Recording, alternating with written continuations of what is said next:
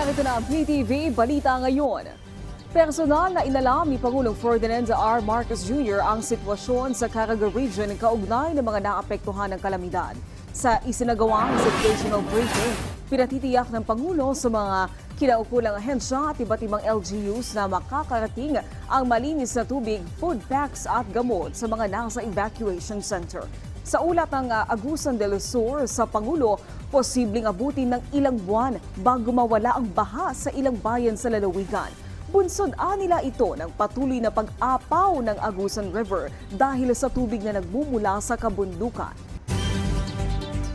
Hinikayat ng Bureau of Fire Protection ng publiko na mag-ingat ngayong panahon ng tag-init kasunod ng nangyaring forest fire sa Antique. Ayon kay BFP Anini Station Chief Senior Fire Officer Juan Ramil Escalander, umabot na sa 15 hektaryeng bukirin sa Barangay Bayo Pequeño at Barangay Tagaytay ang nasunog. Kabilang dito ang ilang taniman ng mais, nyog, saging at yantok.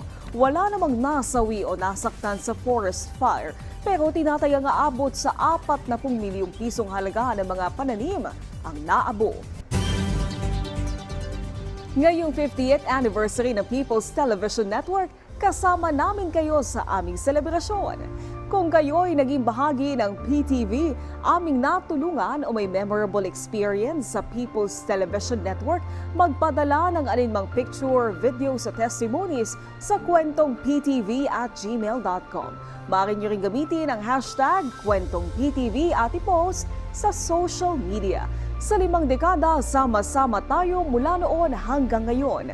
Dahil ang PTV ay para sa bayan at ang Pambansang TV ay para sa bagong Pilipinas. At yan ang mga balita sa oras na ito. Para sa iba pang update, i-follow at i-like kami sa aming social media sites at PTV PH. Ako po si Naomi Tiburcio para sa Pambansang TV sa bagong Pilipinas.